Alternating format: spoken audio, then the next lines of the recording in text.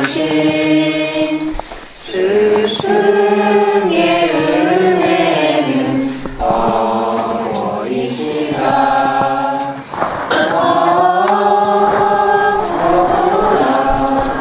스승의 사랑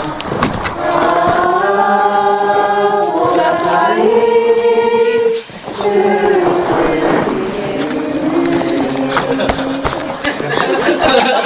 감사합니다. 진작 이야기하시면 녹음 스위치를 일찍 켰죠. 지난주 인물 안 갖고 오신 분 있습니까? 안 받으셨거나. 그럼 백의 형제 손 들고 있어요. 손 들고 있어요. 백의 형제 놀아줄 겁니다. 지난주 겁니다. 안 갖고 오셨거나 안 받으신 분들.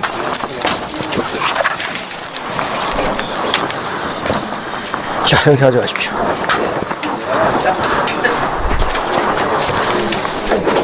자, 우선 출석을 먼저 확인하겠습니다.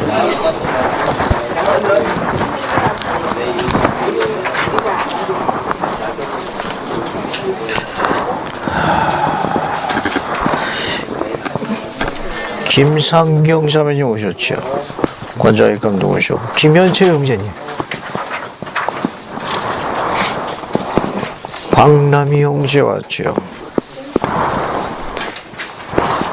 그 다음에 어디 보자. 문병관 형제 왔어요?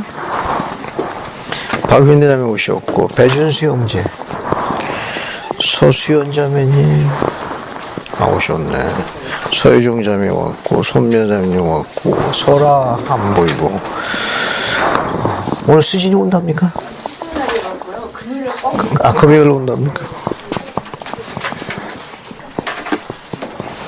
임권석이 형제 왔고, 그 다음에 연규익 형제님 오셨고요.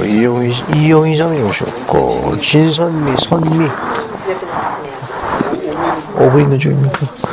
조태영 형제 오셨고, 정상우 형제님 왔고, 연경이 이동구 형제, 그 다음에 이강희 자매님 왔고, 정현주 형제 왔고, 최정현 자매 왔고, 이영숙 자매 오셨고, 조영민 형제 왔고, 진경숙 형제 오셨고, 하늘이 왔고, 혜정이 왔고, 전부의 자매. 내가 전부의 자매하고 오하늘 자매하고 자꾸 착각을 해가지고, 오하늘 자매 보고는 전부의 자매를 부르고, 전부의 자매 보고는 오하늘 자매라고 부르고. 윤지훈, 지훈이. 그 다음에 경환 왔고, 황자연 자매 왔고,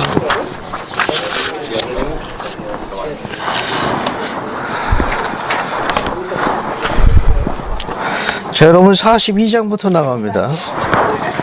창세기 42장부터 보십시오. 자, 창세기 42장 봅시다.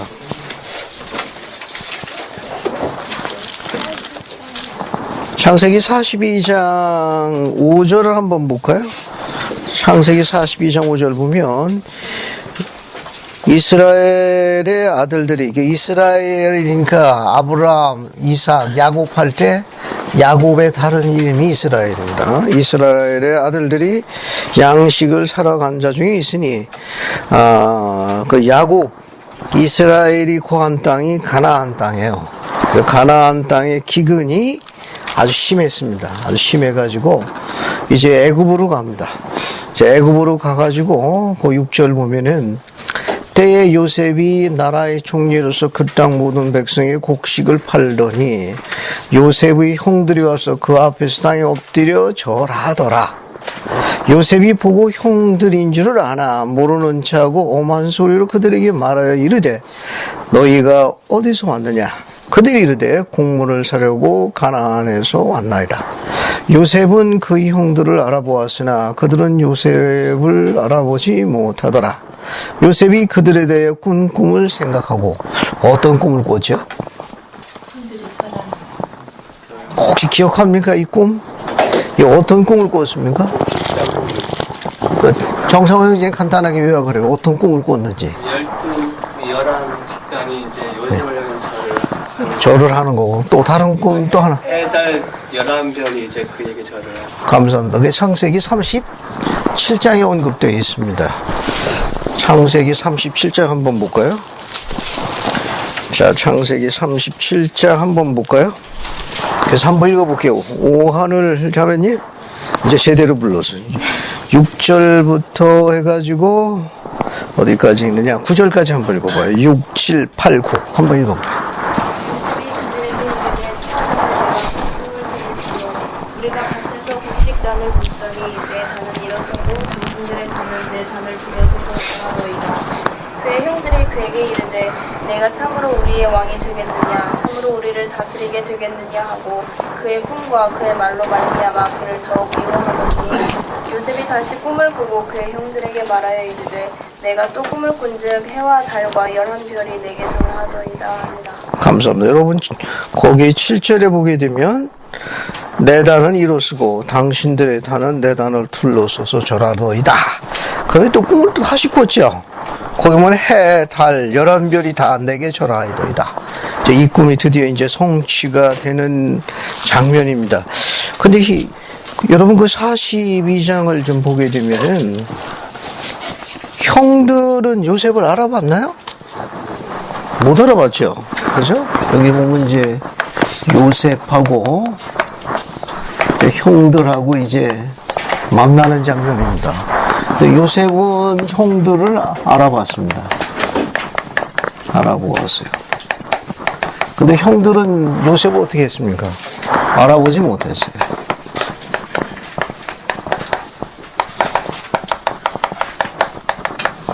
자, 왜 알아보지 못했을까요? 요셉은 형들을 금방 알아봤는데, 근데 꿈도 기억했습니다. 성취가 돼가고 있는 거. 왜 못 알아봤죠, 형들은? 수염을 깎았기 때문이다. 아, 수염을 깎았기 때문에. 히브리인들은 수염을 길렀습니다. 수염을 깎았으니까 못 알아볼 가능성도 있고. 또 다른 이유는 없나요? 세월이 벌써 몇 년이 흘렀습니까? 12년이 흘렀잖아요. 지금 요셉이, 그렇죠. 형들이 요셉을 판 나이가 몇 살이었어요? 17세에 팔았습니다. 근데 총리가 된 건 몇 살이에요? 총리는 몇 살에 됐습니까? 30살. 그죠? 그러면 몇 년이 흘러간 거예요, 이게? 벌써 17세에 팔려가가지고 30세가 됐으니까 저 벌써 13년이 흘른 거죠. 13년이 흘렀는데 총리가 되고 난 다음에 풍년이 몇 년 이어지는 거예요. 풍년이 몇 년 이루어집니까? 7년이죠. 왜냐면 7년이 벌써 지나간 겁니다. 형들이 사올 때는 풍년 때 온 게 아니고 흉년 때 온 거니까 흉년 때. 자, 그러면 저 흉년이 몇 년째 들어갔느냐 한번 따져볼게요. 여기 45장 한번 봅시다. 창세기 이제 여기 7년의 풍년 다음에 흉년이 오는 거예요. 창세기 45장 6절 11절을 박경무 형제님 한번 읽어봐요. 45장 6절하고 11절. 네, 두 절. 이 땅이 2년 동안 흉년이 들었으나 아직 5년도 가까이 되고 추수도 못했다. 이제 11절로 가요. 흉년이 아직 5해가 있었으니 내가 거기서 아버지를 보내고 아버지와 아버지의 각자 아버지께서 판 모든 사람들에게 부족함이 없도록 하겠나이다 하더라고 전하셨다. 감사합니다. 자, 거기 읽은 거 보면은 뭐라고 나와 있어요? 지금 벌써 흉년이 된 지 몇 년이에요? 2년이고 앞으로 5년 더 나왔다니까. 여기 13년에다가 풍년까지 치면 몇 년이에요? 20년이 지난 거에다가 흉년이 든 거 2년이니까 전부 몇 년이 지난 거예요? 22년이 지난 거예요. 정확하게 이야기하면. 22년 만에 보면 알아보기가 쉽지 않죠. 거기다가 또 뭡니까? 애굽의 총리가 되어서 위험을 갖고, 그죠? 복장도 다르고. 또 정상 형제 말대로 수염까지 깎아서 말끔하게 있으니까 알아보기가 쉽지 않았을 겁니다. 또 하나 또 뭐가 있는가 하면은 그 42장 우선 여기 첫 번째는 22년이 흘렀고, 그죠? 그 다음에 42장 23절도 한번 읽어볼게요. 서유정 자매님 23절 한번 읽어봐요. 42장 23절. 차관의 통변을 세웠으므로 그들은 요셉이 그 말을 알아들은 줄을 알지 못하였더라. 감사합니다. 뭘 세웠어요? 통역자를 세웠습니다. 통역을 세웠고, 세 번째는 또 뭐가 있는가 하면은 여러분 또 앞에 41장 14절 봅시다. 41장 14절 보면 정상 형제님이 좋아하는 글이 하나 나와 있어요. 뭐가 나와 있습니까? 한번 읽어봐요. 정상 형제님 14절. 14절이요? 14절. 이에 바로가 사람을 보내 요셉을 부르매 그들이 급히 그를 옥에서 내놓은지라 요셉이 곧 수염을 깎고 그의 옷을 갈아입고 바로에게 떠나가니. 그렇죠. 이제 애굽 사람으로는 하는 건데 수염을 깎음. 자, 연영이 이쪽으로 들어가죠. 이쪽으로. 그러니까 세 가지 이유가 이제 복합적으로 작동이 돼가지고 형들은 알아보게 못한 거예요. 우선 22년이 흘렀습니다. 상상도 못하는 거죠. 애굽의 총리가 되어 있으면 상상도 못했고, 또 두 번째는 통역자를 세웠으니까 전혀 다른 생각한 거고, 그 다음에 이제 히브리 사람이 자기 동생인데 애굽 사람으로 변신해 있으니까 알아보질 못했을 거예요. 자, 그 다음에 이제 뒤에 보게 되면은 거기 봅시다. 쭉 넘어가가지고 21절 한 번 더 읽어볼게요. 우선 15절하고 여기 우리 공부하고 있는 게 42장 15절하고 21절 두 절을 먼저 읽어볼게요. 자, 형들을 알아본 요셉이 우선 앞에 보세요. 우선 지금 형들을 만나본 요셉이 지금 누가 제일 궁금할 것 같습니까? 아버지가 생존해 계시냐. 또 하나는 자기 동생이 있잖아요. 동생 누굽니까? 베냐민. 22년 동안 안 봤으면 어때요? 보고 싶은 생각 없습니까? 별로 안 보고 싶은 분만 여기 앉아 계시네. 하긴 동생이 왼수기는 왼수요, 그죠? 22년이 흘렀으니까 얼마나 보고 싶었겠습니까? 그래서 한번 성구를 한번 읽어볼게요. 그래서 백의영 형제님 15절하고 21절 두 절을 한번 읽어. 15절하고 21절. 너희는 이같이 하여 너희의 진실함을 증거할 것이니라. 바로의 생명으로 맹세하노니 너희는 막내 아우가 여기 오지 아니하면 너희가 여기서 나가지 못하리라. 너희 중 하나를 보내어 너희 아우를 21절로 건너가고. 그들이 서로 말하되 우리 아우의 일로 말미암아 범죄하였도다. 그가 우리에게 애걸할 때 그 마음의 괴로움을 보고도 듣지 아니하였으므로 이 괴로움이 우리에게 임하는도다. 감사합니다. 여러분 15절 보게 되면은 바로의 생명으로 맹상하니 너희 막내아우가 여기 오지 않으면 결단코 나가지 못한다. 다분히 의도적이라는 걸 알 수 있죠. 그렇게 요셉이 형들을 보고 막내 동생이 보고 싶었을 거예요. 막내 동생을 데려오지 않으면 결단코 나가지 못할 것이라. 네, 바로의 이름으로 명한다. 상당히 의도적이라는 걸 알 수 있고, 그의 반면에 21절에 형들은 서로 뭐라고 이야기하고 있습니까? 형들의 반응은 어때요? 그 형들이 지금 뭘 느끼고 있는 겁니까? 22년 전에 있었던 그 사건에 대해서 뭘 느끼고 있는 거예요? 그렇죠. 22년 전에 있던 그 사건에 대해서 현재 지금 시위를 논하고 있는 거니까 아직도 그들 기억에 지금 뭐가 남아있느냐? 죄책감이 남아있는 거예요. 거봐라, 그렇게 하지 말라고 했더니 결국 일을 저지르더니 오늘날에 와서 이게 대가를 치르지 않냐. 죄책감이 아직도 남아있는 거예요. 우리 하고 있는 몰몬경엔 엘마가 그렇게 가르쳤죠. 사악함, 죄란 결코 행복하지 않다고 가르쳤습니다. 사악함은 결코 행복한 게 아니에요. 그 뒤로 한번 쭉 넘어봅시다. 그 뒤로 넘어가가지고, 어딜 보시는가 하면, 이제 38절 같이 읽어볼게요. 42장 38절 한번 읽어봅시다. 진선미 자매님, 38절 한번 읽어봐요. 야곱이 이르되 내 아들은 너희와 함께 내려가지 못하리니 그의 형은 죽고 그만 남았습니다. 만일 너희가 가는 길에서 재난이 그에게 미치면 너희가 내 흰머리를 슬퍼하며 스올로 내려가게 함이 되리라. 감사합니다. 왜 야곱이 막내 아들 베냐민을 데려갈 수 없음을 이렇게 강조했습니까? 지금 사건이 어떻게 된 거예요? 지금 현재 이제 식량을 가지고 이제 형들이 돌아갔다가 다시 식량을 사러 올 때는 반드시 누굴 데려오라고 그랬습니까? 막내 동생 베냐민을 데려오라고 그랬어요. 근데 베냐민을 보낼 수가 있습니까? 아버지 야곱이 못 보낸다고 합니다. 무슨 일이 있어도 뭐라고 했는가 하면 거기나 그 형은 죽고 그만 남았느니라.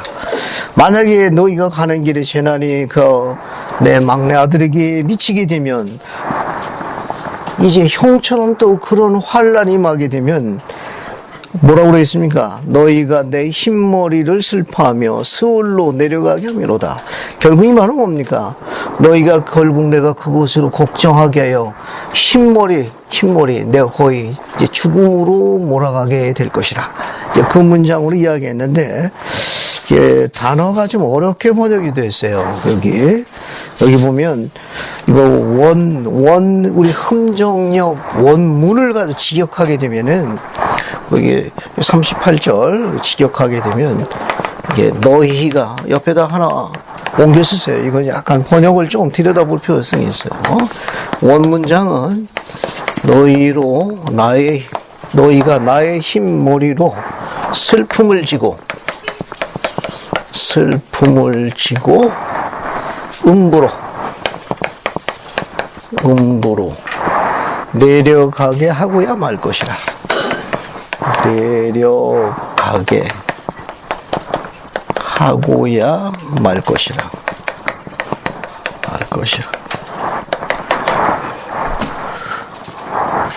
현재 42장 38절의 이 번역은 한글 개역 개정판 번역이라고 그래요. 한글 개역 개정판 번역인데, 요거는 이제 흠정역, 우리 킹 제임스 버전의 원문을 직역한 겁니다.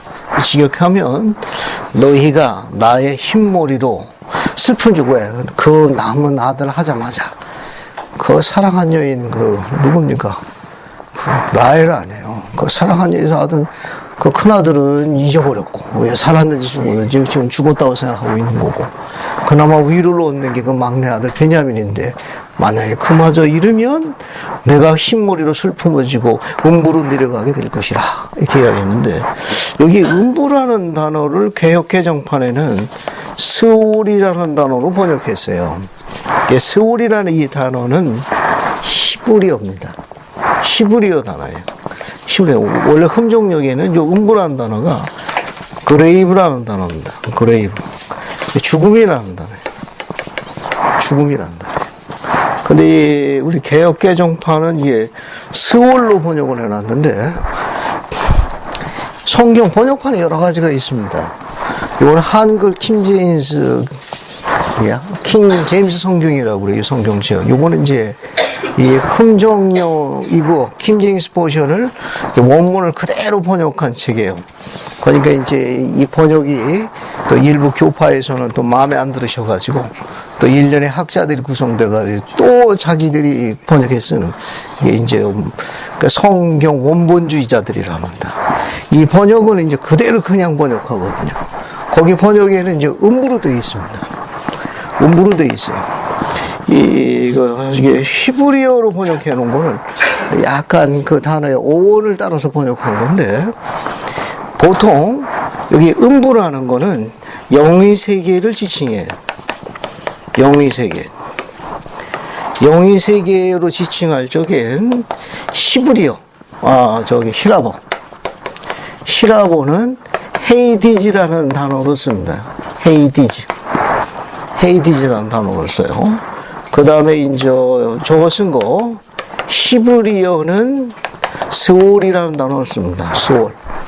스올이라는 단어를 써요. 그게 히라보로는 헤이디즈라고 그러고 히브리어는 스울이라고 그럽니다. 전부 이제 영의 세계를 지칭하는 단어예요. 영의 세계.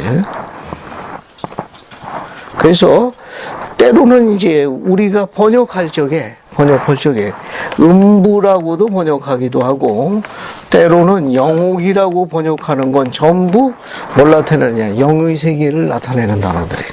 전부 다 여기 우리 여기 가지고 있는 이 단어들 다 마찬가지입니다. 이거는. 그래서 헤이디즈, 그 다음에 스월, 음부, 영옥 다 마찬가지예요. 또 다른 데는 또 뭐라고 나와 있는가 하면은 예수님께서 돌아가실 적에 강도 둘한테 이야기했죠. 오늘 너희들이 나와 함께 어디에 있으리라? 낙원에 있으리라. 이 낙원도 전부 영의 세계라는 단어입니다. 전부 영의 세계를 나타내는 단어예요. 자, 한번 따라해 봅시다.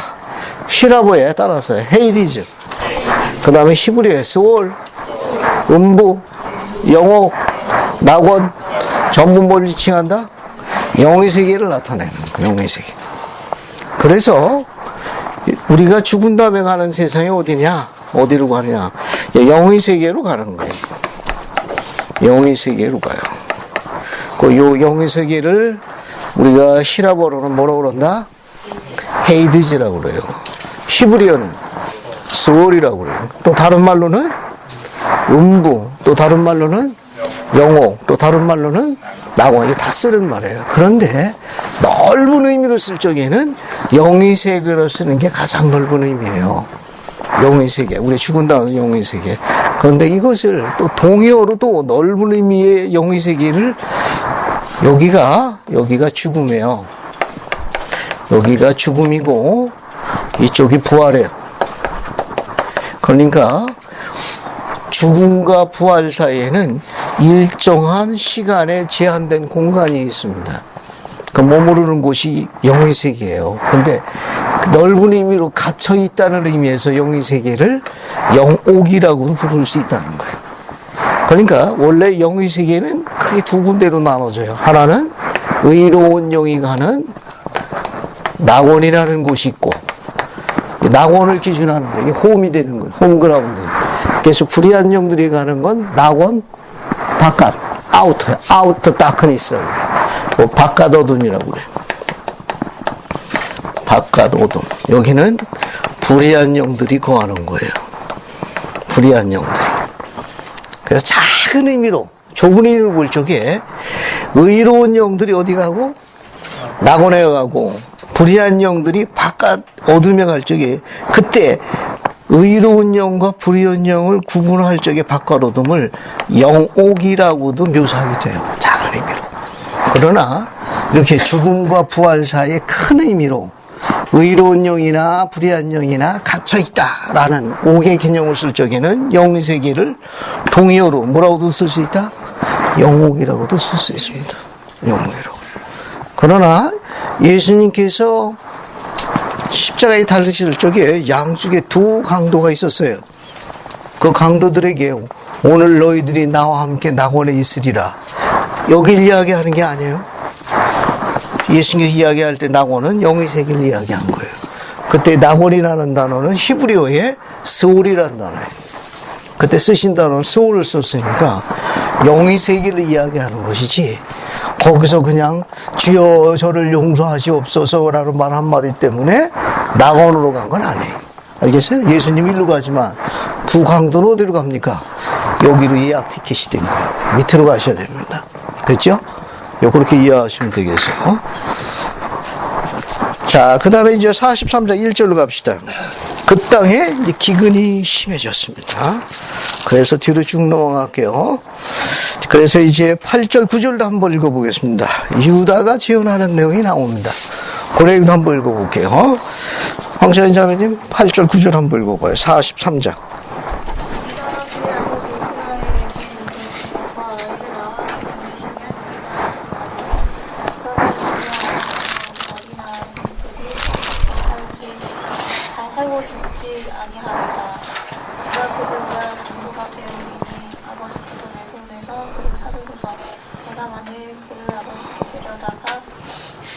아프지 아니하면 내가 영원히 내리리라. 감사합니다. 그 유다가 제안하죠. 베냐민을 데리고 갔다가 행여 무슨 일이 생기면 내 자녀를 다 보시기 좋은 대로 처리하소서. 아주 이렇게 결연하게 이야기했죠. 그리고 9절 보면 내가 그를 위해서 담보가 되오르니 아버지께서 내 손에서 그를 찾으소서. 혹시 문제가 생기면 나를 보시고 좋은 대로 처리하옵소서. 왜 이렇게 유다가 이렇게 적극적으로 가담했죠? 그 이유가 무엇입니까? 왜 이렇게 유다가 이렇게 적극적으로 했어요? 11형제 중에서도. 창세기 37장으로 갑시다. 창세기 37장 26, 27절 봅시다. 창세기 36장 26, 27. 서영경 자매 한번 읽어봐요. 그의 피를 덮었는데 무엇을 일으켰다. 자, 그를 이스마엘 사람들에게 팔고 그에게 오순을 내지 말자. 그는 우리의 동생이 우리의 혈육이니라. 하매 그의 형제들이 청중하였다. 감사합니다. 그 이스마엘 사람들에게 팔자고 선동한 사람이 누구예요? 유다입니다. 그 죄책감이 든 거예요. 자기가 그걸 일을 사단을 벌린 주요 원인 제공자가 유다였습니다. 근데 지금 아주 문제가 복잡해졌거든. 그래서 보니까 이게 자기가 그 사단의 그 빌미를 준 그 자기가 단초가 됐거든. 그 자기가 스스로 담보를 잡은 거예요. 자기가 스스로. 자, 예, 또 봅시다. 자, 또 계속 볼게요. 그 다음에 이제 또 어딜 보시는가 하면은 26절부터 한번 봅시다. 26절부터 보세요. 자, 이제 형들이 이제 쭉 들어갑니다. 그래서 우선 13절 보면은 이제 야곱이 이야기해요. 네 아우도 데리고 떠나라. 다시 그 사람에게 가거라. 14절 맨 끝에 내가 자식을 잃으면 잃게 되려. 왜? 이게 이제 족장으로서 기근에 시달리고 있으니까 가족을 부양할 의무를 갖고 있으니까 데리고 가라. 뭐 잃으면 잃으라고 이제 결연히 이제 각오를 하게 되죠. 그 26절부터 봅시다. 26절부터 한번 읽어볼게요. 그래서 인쿤수 형제님이 26절부터 29절까지 읽고 최정자매님은 30절부터 34절까지 한번 읽어봐요. 요셉이 집으로 오매 그들이 그 집으로 들어가서 그 예물을 그에게 드리고 땅에 엎드려 절하니 요셉이 그들의 안부를 물으며 가로되 너희 아버지 너희가 말하던 그 노인이 안녕하시냐 지금까지 생존하셨느냐 그들이 대답하되 주의 종 우리 아비가 평안하고 지금까지 생존하였나이다 하고 머리 숙여 절하더라. 요셉이 눈을 들어 자기 어머니의 아들 자기 동생 베냐민을 보고 가로되 너희가 내게 말하던 너희 작은 동생이냐 그가 또 가로되 호자여 하나님이 내게 은혜 베푸시기를 원하노라. 요셉이 아우를 사랑하는 마음이 복받쳐 급히 울 곳을 찾아 안방으로 들어가서 울고 얼굴을 씻고 나와서 그 정을 억제하고 음식을 차리라 하매 그들이 요셉에게 따로 차리고 그 형제들에게 따로 차리고 그와 함께 먹는 애굽 사람에게도 따로 차리니 애굽 사람은 히브리 사람과 같이 먹으면 부정을 입음이었더라. 그들이 요셉 앞에 앉되 그들의 나이에 따라 앉히게 되니 그들이 서로 이상히 여겼더라. 요셉이 자기 음식을 그들에게 주되 베냐민에게는 다른 사람보다 5배나 주매 그들이 마시며 요셉과 함께 즐거워하였더라. 감사합니다. 여러분 26절 맨 끝줄 볼까요? 땅에 엎드려 전하니 성취됐죠? 그죠? 그 다음에 28절 끝줄도 보십시오. 머리 숙여 절하더라. 역시 이미 예언의 꿈에 대한 성취가 이루어졌습니다. 그 다음에 29절 첫 줄 요셉이 눈을 들어 자기 어머니의 아들 자기 동생 베냐민을 보고 30절에 그 마음이 어땠습니까? 요셉이 아우를 사랑하는 마음이 복받쳐 급히 울 곳을 찾아 안방 들어가서 울고 난 다음에 그죠? 그 다음에 이제 34절 보면 어떻게 되어 있습니까? 자기 동생에는 다른 형제들보다 음식을 몇 배나 주었어요? 5배나 주었습니다. 뭘 느끼셨습니까? 형을 잘 만나야 돼요. 그죠? 그래 5배씩이나 이렇게 먹어야지. 이거 읽을 때마다 이제 생각나는 옛 이야기 스토리가 있습니다. 제게는 이제 연년생 2 동생이 있습니다. 2 아우가 있죠. 어릴 적에 이제 추억이 굉장히 많습니다. 뭐 이루 말할 수 없죠. 막 지금은 이제 추억이지만 그 당시 볼 때는 엄청 개구졌습니다. 저희 모친께서 고생 많이 하셨죠. 평소에 꼭 자전거도 꼭 세야 됩니다. 뭐 하나 갖고는 뭐 아수라장이 되니까 이제 자전거도 꼭 세야 되는데 평소에는 꼭 안 타고 꼭 비만 오면 탑니다. 그러니까 평소에는 꼼짝도 안 했다가 비가 오면 밀짚 모자 쓰고 새 이름이 나가는 거예요. 하여튼 고약하죠. 우리는 추억인데 모친께서 꼭 힘드셨을 거예요. 여러 가지 그 추억 중에 말이 추억이지. 말이.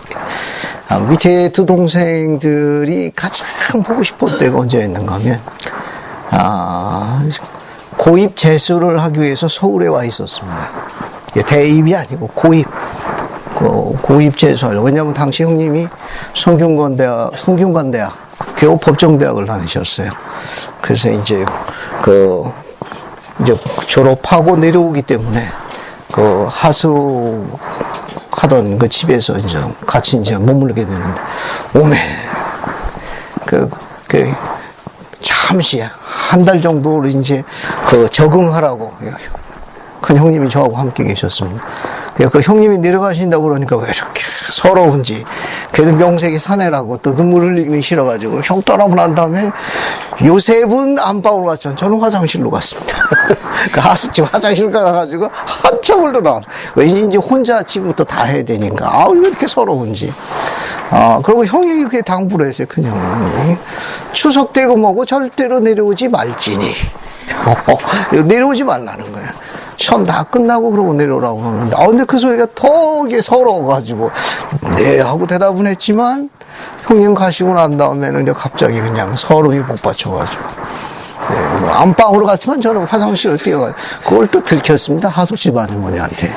그래서 화장실에서 찔찔 짜른 아이로 또 별명이 붙었어요.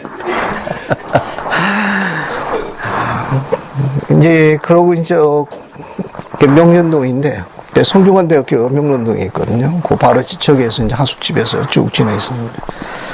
추석 때 되니까 때로는 동생들이 없었으면 하던 시절이 있었는데, 굉장히 보고 싶더라고.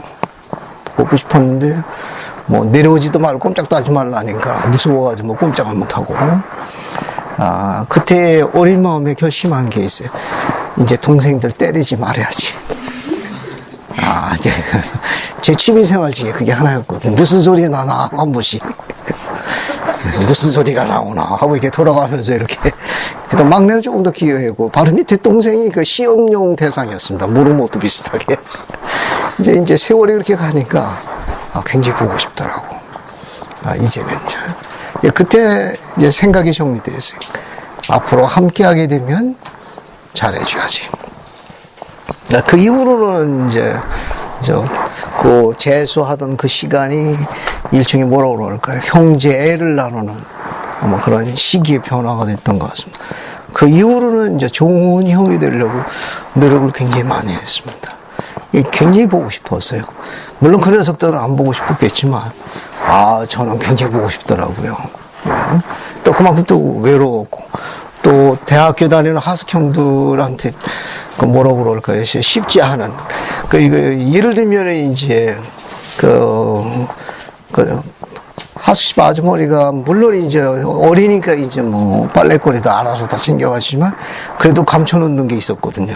그건 몰래 야밤에 하면 그 하숙형들이 알고, 야 이것도 빨아 던지고. 그럼 또 괜히 그게 또 서럽고, 또 안 하면 또 여러 가지 불이익을 당하니까. 그때 이제 밤하늘의 별이나 천별 보면서 그 형제들이 그렇게 보고 싶었어요.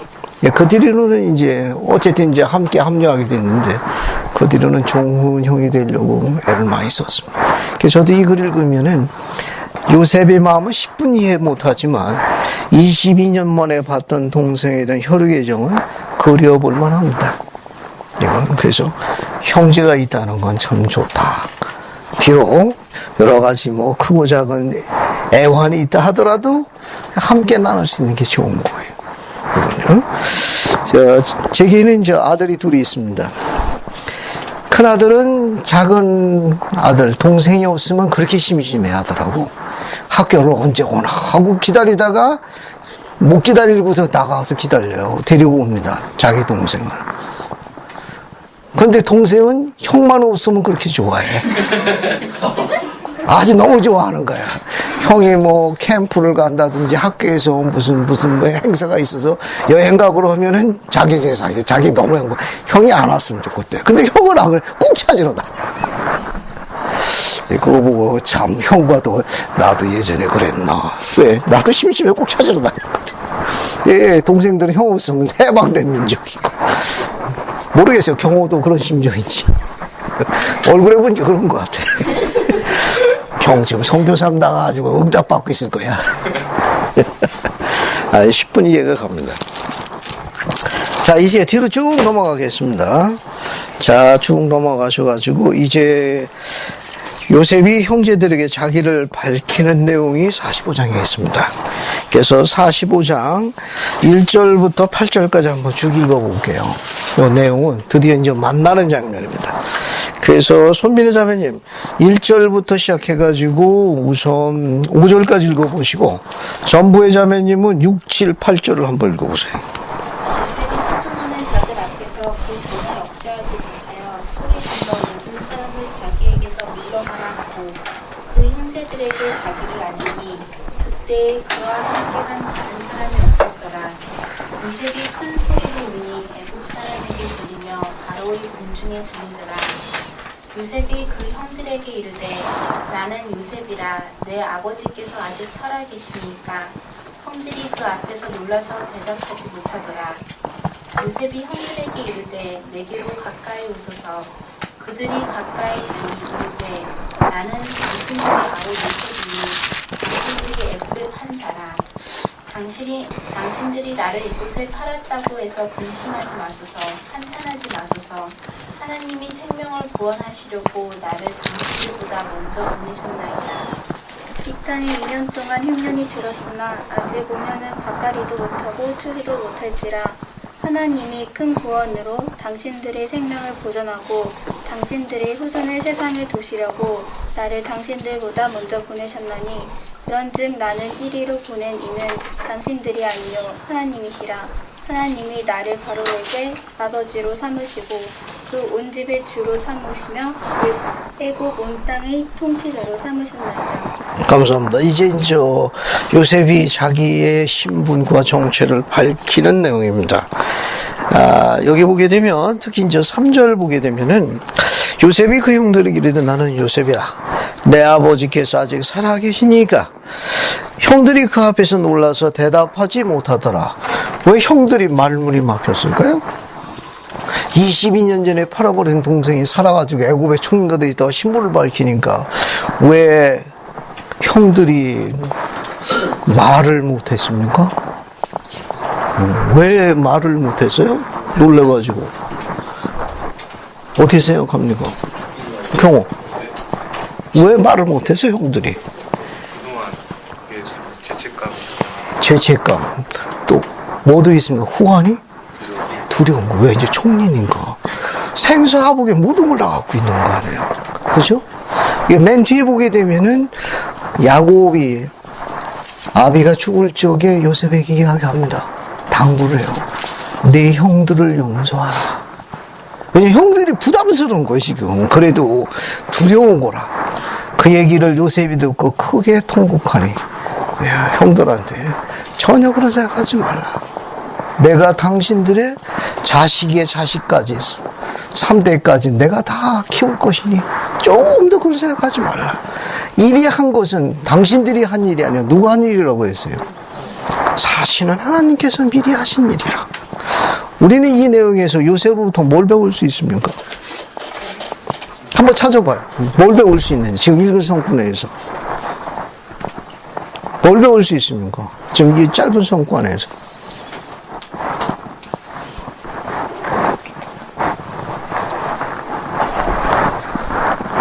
뭐 좀 찾아내볼 수 있는 거 없을까요?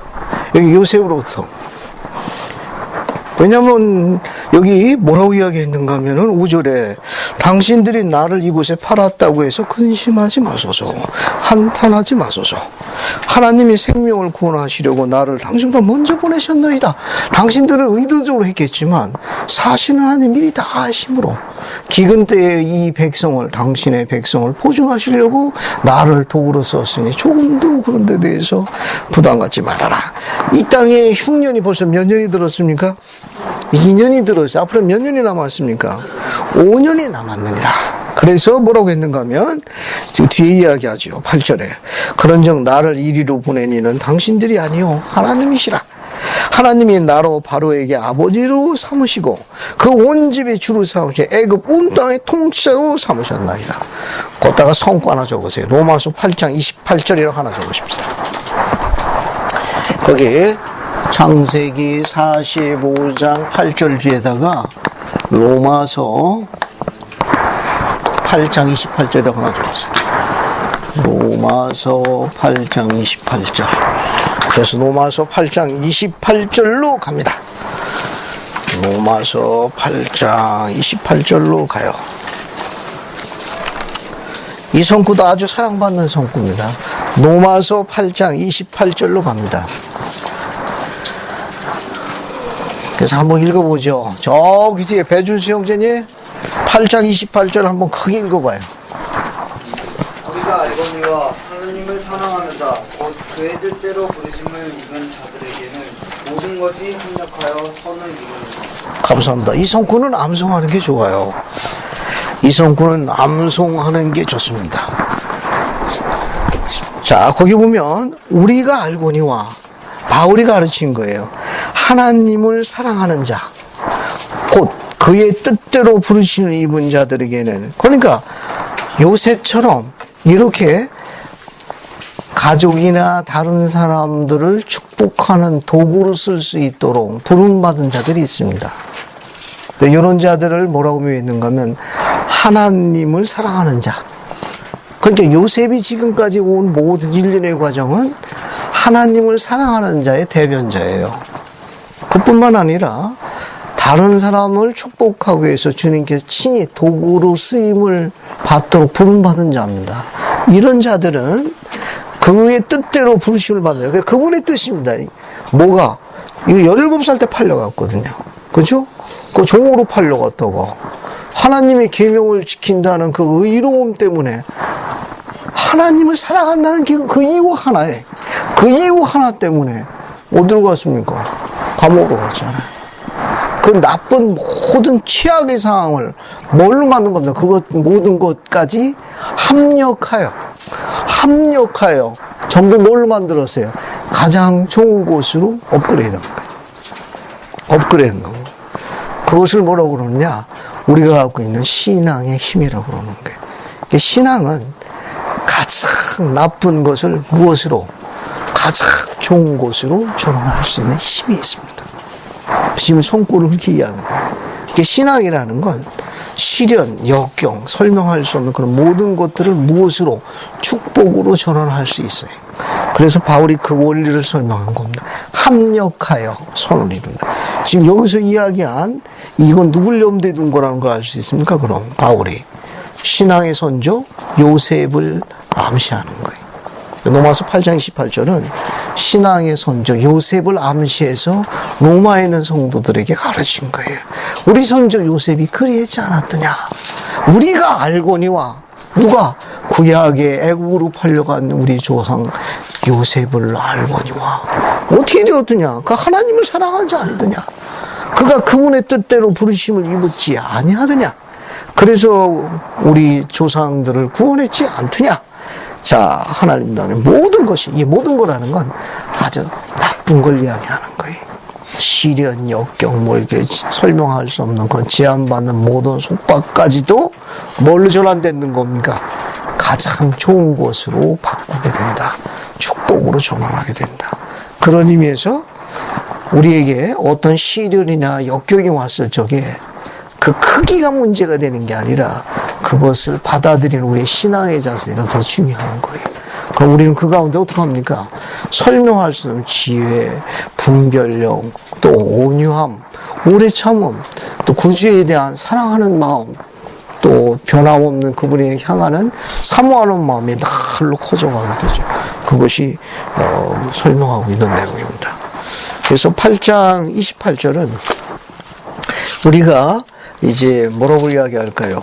아주 자주 암송하고 사랑받는 그런 성구 중에 하나입니다. 이 성구가요. 그래서 이 요셉이 다시 이제 45장 3절을 보세요. 45장 3절. 봤습니까? 거기 요셉이 그 형들에게 이르되 나는 요셉이라. 거기 뭘 물었어요? 질문이 뭐였습니까? 첫 질문이 내 아버지께서 아직 살아 계시니까. 됐죠? 앞에 보세요. 특히 아들 되시는 이스라엘 자라나는 세대들에게 제가 자그마한 간증 하나 전할게요. 판권을 제가 갖고 있으니까 인용할 땐 제 승인을 받아주십시오. 교회에 개종한 게 1975년에 개종했습니다. 당시 가르치던 장로들이 야외 침례식을 거행할 거라고 그러더라고요. 그날이 5월 5일 날이었어요. 아시다시피 어린이날. 제 이미지하고 캐릭터가 딱 맞는 날 아닙니까? 그날 침례를 받는데, 야외 침례를 받는데, 이게 굉장한 축복이라고 이야기를 하시더라고. 그러냐. 왜냐면 그 당시 목욕탕 가서 받았거든요. 목욕탕 가서. 근데 거기에 비하면 큰 축복이라고. 그런 거보다. 근데 그 야외 풀장이 어디 있는가 하면 일제시대 때 뚝방을 막아가서 쓴 저주지예요. 우리 교회가 있는 데서 2시간 걸어가야 돼. 당시 버스도 거의 없었어요. 버스도 없고 그냥 산 넘어 고개 넘어 그렇게 가야 돼. 이거는 말의 소풍이지 고난의 행문이지. 그게 다 들고 가야 되니까. 그래서 이제 침례식을 거기서 했는데 그날 날이 굉장히 화창하고 좋았습니다. 지금도 기억이 서운해요. 물속에 들어갔다 물이 나올 때 햇살이 내리치니까 그 눈을 뜨니까 그냥 청명한 하늘은 설명할 수 없는 그 감동이 지금도 굉장히 좀 강하게 각인이 되고 있습니다. 그 당시는 침례 받고 나면 바로 거기서 안수했습니다. 거기 이제 두아우도 이제 물론 이제 제가 가니까 뭐 자유의지는 그 당시 없었으니 무조건 따라가는 거예요. 몸종으로 뭐 들고 가야 되니까. 이게 다 이제 그 당시 고등학생들이었거든요. 그래서 거기 하고 있는데 택시 한 대가 딱 들어오는 거예요. 거기 택시 들어오면 대절해서 들어와야 됩니다. 그 다들 그냥 거기서 모임하고 있다가 쫙 왔죠. 그 어느 한 분이 내리시는데 보니까 저희 부친이셨습니다. 너무 놀랐어요. 너무 놀랐습니다. 아버님이 제대로 온전한 정신으로 계시는 몇 번 안 되는 모습이에요. 늘 술에 취해 계셨습니다. 그래서 늘 힘들었어요. 가정 형편이나 모든 재정 형편이. 어머니는 굉장히 힘들었고 굉장히 쉽지 않았습니다. 그래서 이런 얘기하면 안 되지만 할아버지가 제 초등학교 5학년 때 돌아가셨을 적에 할아버지한테 제가 제일 끝손주로 따라갔습니다. 그 상해를. 그래서 제 고향 땅에서 거기도 가려면 한 2시간 가야 돼요. 그 산소까지 가려면. 가끔은 이제 산소 가서 할아버지한테 그랬지. 가실 적에 왜 우리 아버지 안 데리고 갔느냐고. 야, 하루가 정하잖아. 그냥 깨신 날이 얼마 안 됐으니까. 근데 복음은 저를 바꿨습니다. 이게 침례 받는 그날입니다. 그날 아버님이 모처럼 화창한 날씨에 어울리는 온전한 정신 오셔가지고 택시에서 내리시는데 그 양쪽 손에 뭘 갖고 내려오시는데 다과였습니다. 제가 침례받고 물을 때가 청명한 하늘이 눈에 들어왔을 적에 상당히 그 마음이 참 설명할 수 없는 그 무언가가 있었어요. 참 뭐 특별히 어떻게 뭔지는 모르지만 이제 지금 생각하면 이제 영위에 이제 고치되었다. 뭐 이렇게 설명할 수 있어요. 그러다가 아버님이 그걸 갖고 뚝방꿀을 내려오는데 그때 그냥 강하게 내리러 들어오는 음성이 하나 있었습니다. 제 마음에 저분이 나의 아버님이시구나. 그 뒤로는 그 전에 있었던 모든 생각은 지금 거의 기억 못합니다. 그분이 합당하게 생활했든 안 했든 간에 내려오시는 그분을 딱 보면서 그동안 잊었던 중요한 원리를 그때 깨달았습니다. 아, 저분이 나의 아버님이시구나. 지켜야겠다는 생각이 그때 딱 들었습니다. 그 이후로는 아버님 원망한 게 없습니다. 다 아버님 곁을 떠나도 임종하실 때까지 끝까지 지킨 건 저입니다. 그 이후로는 생활이 완전히 바뀌었습니다. 그 이후로는 자그마한 동네에서 천덕꾸러기처럼 그 마을에서 발언권을 갖지 못했지만 그 아들이 성장함에 따라 가지고는 상황이 바뀌었습니다. 그 이후로는 그렇게 하지 못했어요. 그 아들이 대학을 졸업하고 대학원에 가고 교직하고 교직 생활에서 거기서 뭐 학생과에서 과장을 하고 또 그들의 자녀들이 내가 담임을 하고 하니 어쨌든 학교 오면 고개 숙이고 와야 되거든. 어쨌든 그들로는 보는 시각이 많이 바뀌었습니다. 제가 이 말씀을 드리고 싶은 말은 뭐냐면 복음은 부모가 합당 하나는 크게 문제가 안 돼. 여기서 이야기하는 복음이 이야기하는 요셉은 우리와 똑같은 원리를 갖고 있습니다. 우리의 아버지들을 지켜야 합니다. 존중해야 돼요. 그분들이 어떻게 생활했다는 건 별개 문제입니다. 비록 그분들이 우리를 기쁘게 하는 모든 조건에 대한 것을 제공하지 않았다 하더라도 그래도 그분들은 주님께서 허락하신 내 아버지입니다. 그분들을 존중할 힘을 갖고 있습니다. 살아 계시는 동안에 우리가 해야 할 바를 다해서 그 모든 것을 합력하여 선을 이루도록 가르치는 것이 복음입니다. 지금도 기억에 선합니다. 1972년 5월 5일 이후로는 우리 부친에 대한 시각이 완전히 복음 가운데 돌아온 날이 이 날이에요. 이 성구를 읽을 때마다 항상 그 생각이 굉장히 많이 떠오릅니다. 그래서 아들 되시는 여러분들, 이 성구에 대한 간증을 덧붙이니까 단군일에 오늘날처럼 아버지 위치가 외로운 시기가 없습니다. 여러분들이 말 한마디, 행동을 할 적에 존경과 존중으로서 그분들을 도와주시게 되면 애굽의 보화가 절대로 안 입어올 겁니다. 모쪼록 요즘에 쉽지 않은 가장의 길을 가는 아버지에게 든든한 이렇게 기쁨을 주는 아들을 돼서 한번 목표를 한번 잡아보십시오. 물론 딸들도 마찬가지 알겠어요? 뭐 딸들 얘기 안 했다고 그러니까 뭐 안심할 건 아니고 그래도 딸들도 마찬가지예요. 그런 여러분의 아버지란 단어가 말할 수 없이 거룩한 단어입니다. 설명할 수 없는. 여러분 그 아버지의 의미에 대한 거 이해하기가 어렵습니다. 우리가 시비를 논해서 합당하는 그 자체도 부끄러운 거예요. 그 아버지는 이름 안에는 설명할 수 없는 거룩함과 속죄에 대한 모든 것이 담아있는 그 이름입니다. 그 이름이 아버지예요. 그래서 산상수훈에 하늘에 계신 아버지 할 때 그 거룩한 이름을 육신의 자녀에게도 똑같은 호칭을 허락했습니다. 그러니까 그 이름에는 거룩함과 존경과 모든 것이 다 담겨져 있는 거예요. 그래서 그 이름을 이렇게 쉽게 설명해가지고 육신의 아비를 존중하지 않고 하늘에 계신 아버지를 존경하고 경배한다는 건 순서가 안 맞습니다. 여러분이 언젠가는 이제 아버지가 될 거예요. 그때 그 아들에게 그런 존중을 받는다는 건 애굽의 보호하고 비할 데가 못합니다. 너무너무 그 경험이 익사이팅한 거예요. 욕심 같아서는 이런 단어를 쓰죠. 아들이 아버지를 존경하는 게 아니라 아비가 아들도 존경한다는 거 어떻게 생각합니까? 여기 야곱은 자기 아들 요셉을 어떻게 했을 것 같아요? 꼭 그렇게 하면 안 됩니까? 만약에 그렇게만 할 수만 있으면 가문이 제대로 쓴 거예요. 제대로 쓴 거로. 뒤에 보면 더 재미있습니다. 뒤에 보면 어떤 부분이 있으면은 45장 11절 한번 보세요. 45장 11절 보면 흉년이 아직 5해가 있으니 내가 거기서 아버지를 복량하리이다. 아버지와 아버지의 가족과 아버지께 속한 모든 사람에게 부족함이 없도록 하겠나이다 하더라. 어때요? 그냥 가슴이 벅차오르지 않습니까?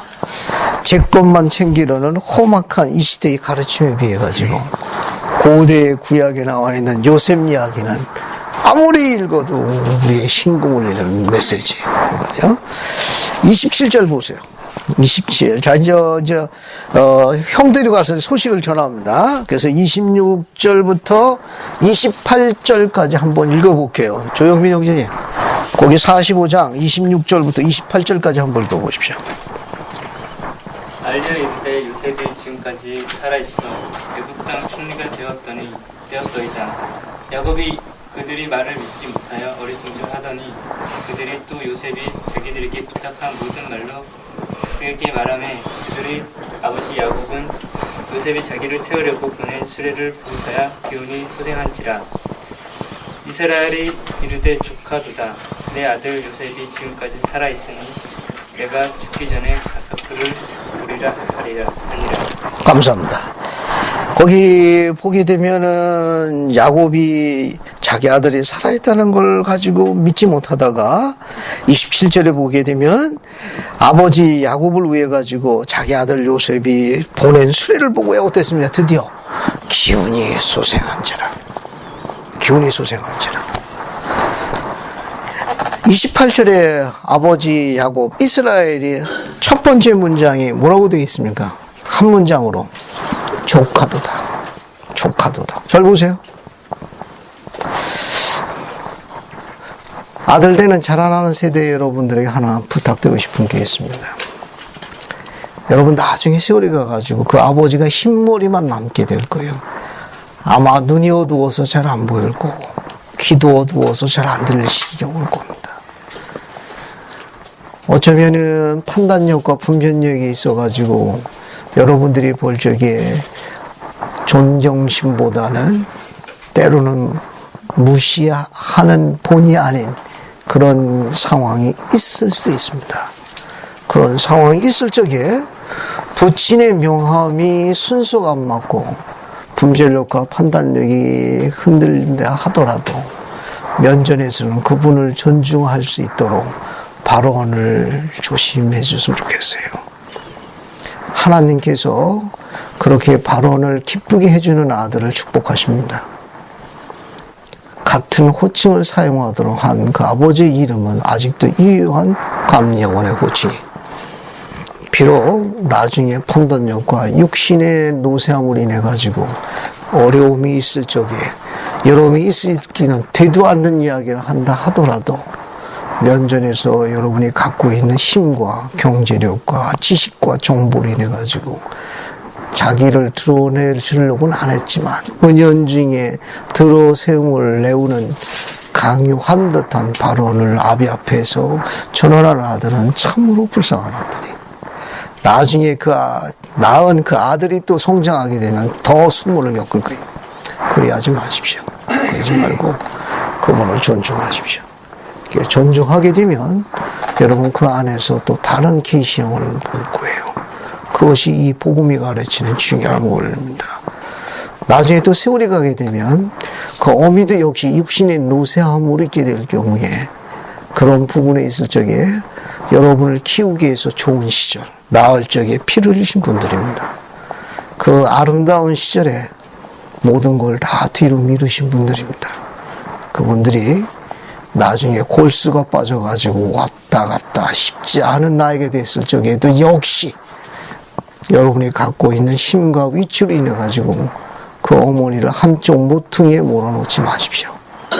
그분들에게 사랑과 존경하는 마음으로 어머니가 기뻐하신 일이면 기꺼이 해드리리라라는 위로의 말씀할 수 있는 복음의 원리를 잘 적용할 수 있기를 원합니다. 여러분 잘 할 수 있을 거예요. 근데 그런 상황이 이제 오게 되니까 그때 올 적에 젊은 시절에 여러분을 위해서 온갖 즐거움을 뒤로미는 용감한 두 분에게 존경과 존중으로서 수행하시게 되면 주님이 여러분들을 축복하실 거예요. 도와주실 거예요. 이 구약의 내용은 전부 이 내용이에요. 요셉과 야곱의 이야기는 전부 그런 내용들이에요. 자, 이제 뒤로 쭉 넘어갑니다. 뒤로 넘어갑니다. 46장 27절 보면은 이제 애굽으로 갑니다. 애굽으로 가요. 그래서 26절 봅시다. 46장 26절 보면 야곱과 함께 애굽으로 들어간 자는 야곱의 며느리들 외에 66명이니 건너뛰고, 그래서 27절에 애굽에서 요셉이 낳은 아들은 2명이니 야곱 집 사람으로 애굽에 이른 자가 모두 전부 몇 명이더라? 70명이 들어갑니다. 그래서 28절 보면은 야곱이 유다를 요셉에게 미리 보내어 자기를 고센으로 인도하고 다 고센 땅에 이르니, 그래서 이들이 어느 땅에 임합니까? 애굽의 고센 땅으로 임해요. 근데 고센 땅 이름이 11절에 다른 이름으로 나왔어요. 동의어예요. 같은 말이에요. 그래서 47장 11절 보세요. 요셉이 바로의 명령대로 그 아버지와 그 형들이 거주할 곳을 주되 애굽의 좋은 땅, 거기 뭐라고 나와 있습니까? 라암셋, 같은 이름이 고센 땅이나 라암셋이나 다 같은 말이에요. 우리 시편에는 소안이라고도 나옵니다. 그래서 라암셋 혹은 고센, 그 다음에 시편에는 소안이라고 나와요. 소안. 전부 같은 지역이에요. 전부 다. 시편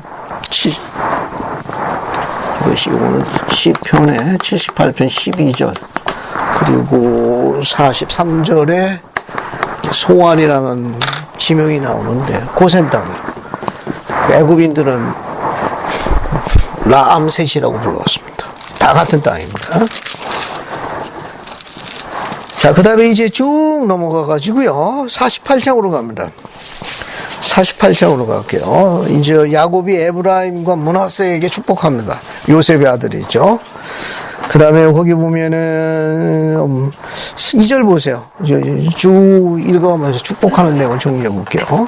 48장 2절 보면 어떤 사람이 야곱에게 말하되 내 아들 요셉이 내게 왔다며 이스라엘의 힘을 내어 침상에 앉더라. 이거. 그래서 3절 보면 요셉에게 이르되 이전에 가나안 땅 루스에서 전능 하나님이 내게 나타나, 그 야곱에게 전능하신 하나님께서 축복하신 장소가 있습니다. 그 장소가 거기 3절에 가나안 땅 루스라고 나오죠. 밑줄 치시고 거기 루스에다가 밑줄을 치고 창세기 28장 19절이라고 쓰세요. 그럼 한번 찾아봅시다. 창세기 28장 19절에 지명 이름이 뭘로 나오나 한번 볼게요. 28장 19절 보세요. 찾았습니까? 28장 19절. 거기 18, 19절을 같이 보면 더 좋아요. 18, 19절. 그래서 손민혜 자매님이 18, 19절 같이 한번 읽어보세요. 야곱이 아침에 일찍이 일어나 베개로 삼았던 돌을 가져다가 기둥으로 세우고 그 위에 기름을 붓고 그곳 이름을 베델이라 하였더라. 이성의 옛 이름은 루스더라. 감사합니다. 옛 이름은 루스고 거기서 성향을 맺어가지고 하나님의 전이 세워진 곳이라는 뜻으로 이름을 뭐라 불렀습니까? 야곱이 베델이라고 불렀습니다. 주님의 집이라는 뜻이. 그러니까 똑같은 지명이에요. 가나안 땅 루스와 가나안 땅 루스나 베델이나 같은 지명. 이거는 구약식의 이름이죠. 나중에는 전부 베델로 불려옵니다. 나중에는 베델로 다 불려오고요. 자, 그 다음에 이제 또 지명 이름 하나 볼게요. 7절 맨 마지막 줄 보세요. 7절 맨 마지막 줄 보면은, 자, 보통 우리 신약시기에 사용하는 이름 베들레헴이 있는데 구약에는 뭐라고 불렀느냐? 거기 가로 안에 뭐라고 되어 있어요? 에블랏. 구약시기에는 에블랏이라고 불렀고 신약시기 때는 베들레헴으로 알려져 있습니다. 구약시기 이름도 보시면 되겠어요. 그 다음에 10절 48장 10절 보면 이스라엘 눈이 나이로 말미암아 어두워서 보지 못하더라. 요셉이 두 아들이 그 아버지께 나아가니 이스라엘이 그들에게 입을 맞춰 그들을 안고 이제 축복을 합니다. 13절 그래서 요셉이 이제 아버지를 향해 가지고 오른손으로는 에브라임을 이스라엘의 왼손을 향하게 하고 왼손으로는 므낫세를 이스라엘의 오른손을 향하여 이끌어 그에게 나아가게 하더라. 그러니까 이제 저 보세요. 요셉이 아들 둘이 있잖아요. 그죠? 아들 둘이 있는데 큰 아들은 누구예요? 므낫세고 작은 아들은 에브라임이니까 장자가 므낫세니까 장자의 직분의 축복을 받을 수 있도록 아버지에게 데리고 가는 거 아니에요. 그러니까 아버지가 어때요? 오른손을 누구한테 얹어야 됩니까? 큰아들 므낫세에 얹고 왼손은 에브라임에게 얹어야 되는데 어떻게 되나 한번 볼까요? 그런데 14절 보세요. 이스라엘이 오른손을 펴서 차남 작은 아들 에브라임 머리 위에 얹고 왼손을 펴서 누구의 손에 얹었습니까? 므낫세의 머리에 얹으니 므낫세는 장자라로 팔을 엇박고 얹었더라. 그래서 이제 축복을 쭉 합니다. 그죠? 축복을 해요. 거기 16절 보면 나를 모든 환난을 건지신 여호와의 사자께서 이 아이들에게 복을 주시오며 이들로 내 이름과 내 조상 아브라함과 이삭의 이름을 칭하게 하시며 이들로 세상에 번식되기를 원하며 축복을 하는데 요셉이 어땠어요? 그 아버지가 오른손을 에브라임에 얹고 기뻐하지 않았는데 왜 그랬습니까? 요셉은 누가 그 손을 얹기를 원했어요? 누구 머리 위에? 그 장자에게 손을 얹기를 원했는데 제 손이 어떻게 됐습니까? 엇박자가 나온 거예요. 그래서 어떻게 했습니까? 이 17절 끝에 보세요. 아버지의 손을 들어 에브라임 머리에서 므낫세 머리로 옮기고자 했어요. 왜? 축복이 계속 이어지는 중간에 그 아버지 오른손을 찾아 에브라임 머리에서 들어가지고 또 어떻게 한 겁니까? 온전을 다시 이제 바꿔놓으려고 했더니 뭐라고 이야기했어요? 보세요. 18절 그의 아버지가 이르되 아버지여 그리 마옵소서 이는 장자이니 오른손을 그의 머리에 얹어서 하였으나 자 19절 그의 아버지가 허락하지 않으며 이르되 뭐라고 그랬어요? 뭐라고 이야기했습니까? 자 앞도 안 보여 그죠? 근데 뭐라고 했습니까? 나도 안다 내 아들아 나도 안다 내가 안 보여서 그래 한 게 아니다 내가 안다 그도 한 족수 되면 그도 크게 되는 것 어때요? 야곱이 축복하면서 바뀐 이유를 설명하고 있죠. 야곱이 오른손을 찾아 에브라임 손에 얹은 이유를 설명하고 있습니다. 뭐라고 했어요? 그 아우가 그보다 크게 되고 그 자손이 여러 민족을 이루리라 하더라. 그날에 그들의 축복이 이르기를 이스라엘의 노름을 축복하기를 하나님이 내게 에브라임과 공세 갖게 하시라 하며 그 다음에 뒤에 야곱이 오른손을 에브라임에게 얹은 이유를 명확하게 설명했죠. 뭐라고 이야기했습니까? 에브라임을 므낫세보다 앞세우더라. 왜 그렇게 했습니까? 왜 야곱이 차자에게 오른손을 얹고서 에브라임을 므낫세보다 형보다 앞세웠죠? 아직 어린아이들입니다. 뭘 의미하는 거죠?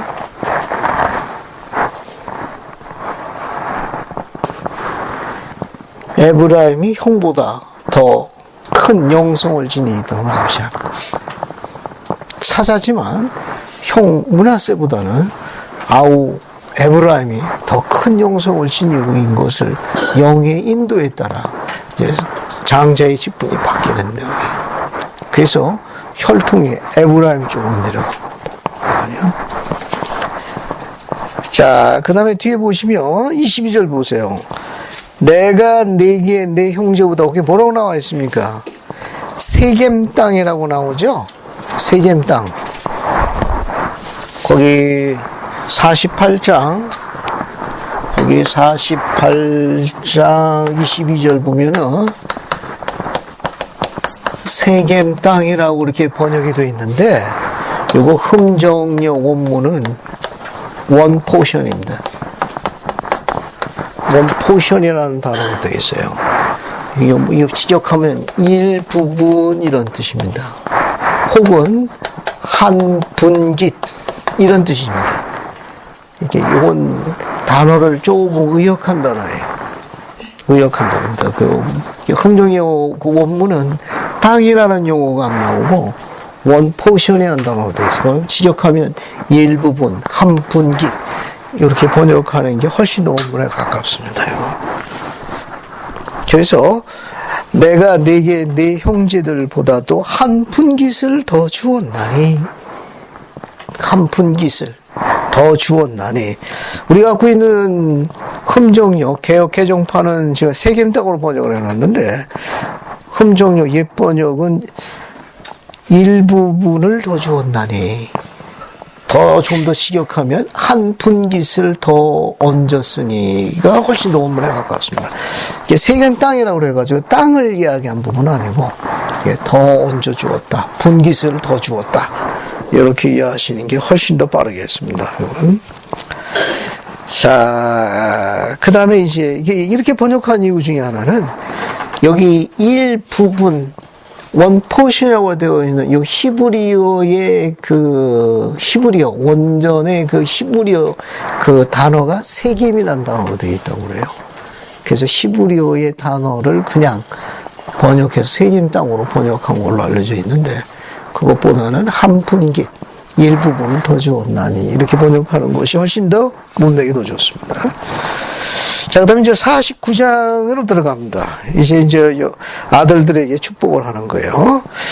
그래서 거기 보면은 야곱이 그의 아들들을 불러 이르되 너희는 모이라. 너희는 후일에, 근데 이게 후일에라고 되어 있는데 거기 49장 1절에 후일에라고 되어 있는데 원문은 in the last days입니다.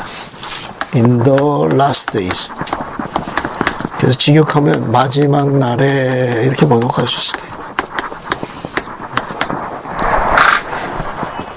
In the last days입니다. 그냥 마지막, 뭐 또 지금 들자가 들어가게 들어가. S자부터 쓰니까. 마지막 날들에. 그래서 이제 야곱이 이제 아들들에게 두루두루 축복하는 내용이 뒷장면 한번 축복해요. 다 보지는 않고요. 우선 3절 보면 누가 나옵니까? 루벤이 나오죠. 그죠? 루벤이 나왔는데 4절에 물의 끓음 같았은즉 너는 탁월하지 못하리니 내가 아버지의 침상에 올라 더럽혔도다. 그가 내 침상에 올랐도다. 루벤이 장자지만 장자 상속권을 상실합니다. 잊어버리게 돼요. 어떤 사건이 있었죠? 계모와 어떻게 합니까? 통관하죠. 라헬의 여종 비라와 서무와 통관했습니다. 그래서 장상 상권을 박탈당해요. 구약의 이런 부분들은 적나라하게 묘사되어 있어서 우리들에게 시사하는 바가 굉장히 많아요. 창세기 35장 22절 보세요. 거기 사건이 언급되어 있습니다. 창세기 35장 22절 보세요. 창세기 35장 22절 봅시다. 맞습니까? 한번 읽어볼게요. 소수연자면 35장 22절 찾아가 한번 읽어보세요. 22절만 읽어보세요. 이스라엘이 그 땅에 유할 때 르우벤이 가서 그 성읍 빌하와 통관함에 이스라엘이 이를 들었다. 감사합니다. 이 사건 때문에 장자 상속권에서 벗어납니다. 그래서 여기 다시 보세요. 다시 보시면은 49장 4절 보면 그 르우벤이 어땠습니까? 욕정이 들끓었던 거예요. 그래서 물의 끄틈 같았는지 자제력을 발휘해야 되는데 이제 손을 넘어갔습니다. 그래서 이제 박탈당합니다. 그 다음에 이제 그 다음 형제가 누구 있어요? 5절에 보면 시므온과 레위요 그들의 칼이 폭력의 도구로다. 6절 보세요. 6절 밑에서 네 번째 줄 보면 그들이 그들의 분노대로 사람을 죽이고 그의 혈기된 소의 발목 힘줄을 끊었음이로다. 7절로 그 노염이 혹독하니 저주를 받을 것이요 분기가 맹년에 저주를 받을 것이라. 이 시므온과 레위는 르우벤이 장자 상속권을 박탈당하자 다음 수수와 자기들하고 기대해 범직하지만 이들은 지나치게 폭력적이라 역시 상속권의 박탈 이어지는 데 대해서 그들에게 이제 야곱이 이제 그것을 지적을 합니다. 그들의 폭력성에 대해서. 이 사건은 뭐하고 관련이 있죠?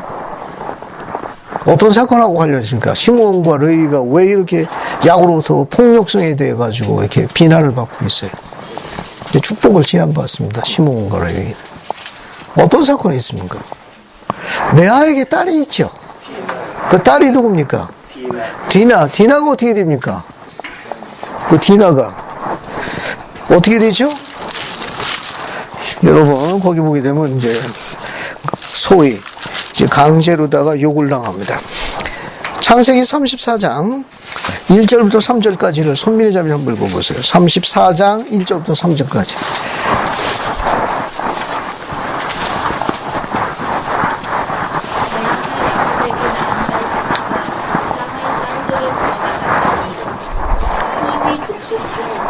하몰의 아들 그 땅의 추장 세겜이 그를 보고 끌어들여 강간하여 욕되게 하고 그 마음이 깊이 야곱의 딸 디나에게 연연하며 그 소녀를 사랑하여 그의 마음을 말로 위로하고. 감사합니다.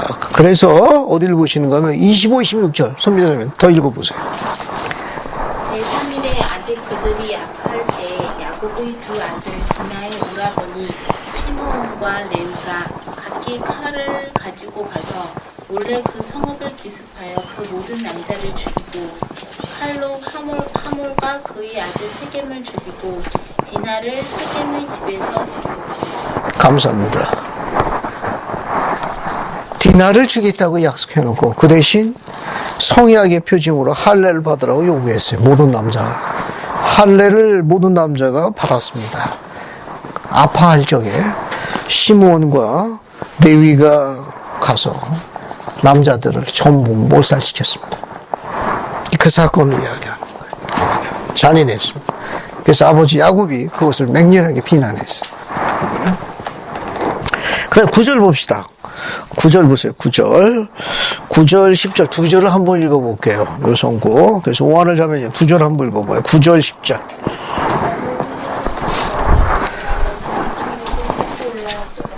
그가 엎드리고 그 그림이 수상하고 왕성과 같으니 누가 그를 금할 수 있으랴.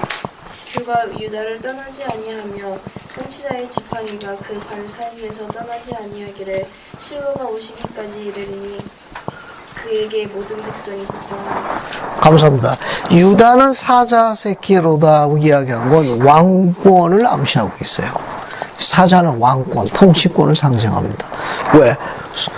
사자를 우리가 보통 뮤지컬에 듣잖아요. 라이언, 킹. 그죠? 왕권, 통치권이. 그러니까 결국 유다의 후손에서 왕이 나온다는 걸 시사하는 거예요. 그래서 구약의 왕 중에 왕 하면 누가 생각납니까? 구약에는. 누구 생각나요? 다윗. 그죠? 예수 그리스도도 누구 혈통입니까? 다윗의 혈통이요. 유다 지파. 유다 지파입니다. 그래서 사자새끼로다. 그죠? 그걸 왕권, 통치권을 암시하는 단어가 10절 앞에 있습니다. 10절 앞에 있어요. 10절 앞에 보게 되면은 거기에 단어가 하나 언급되어 있습니다. 거기에 49장 10절 앞에 보면은 규라고 나와 있는데 이건 지금 우리 개역개정판은 규라고 번역했지만 여러분 가라사대라고 되어 있는 데는 뭘로 번역되어 있습니까? 혹시 가라사대라고 번역되어 있는 성경에서 뭐라고 나와요? 그거 뭘로 번역되어 있습니까? 찾아봤어요? 우리 가라사대라고 나오는 성경 그거 혹시 갖고 계시면 뭘로 되어 있어요? 잉크스레옹지 여기 49장 10절 맨 앞에 뭘로 나와요? 홀. 오히려 이 번역이 훨씬 더 이해하기 쉽습니다. 요 단어는